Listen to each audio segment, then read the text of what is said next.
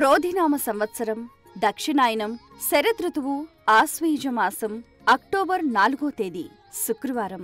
తిథి శుక్లపక్ష విధియ, శనివారం తెల్లవారుజాము 5:32 వరకు ఉంది. నక్షత్రం చిత్త, సాయంత్రం 6:37 వరకు. వర్జం రాత్రి 12:54 నుండి 2:41 వరకు. దుర్ముహూర్తం ఉదయం 8:31 నుండి 9:18 వరకు. శుభ సమయం ఉదయం 11:23 నుండి మధ్యాహ్నం 1:12 వరకు.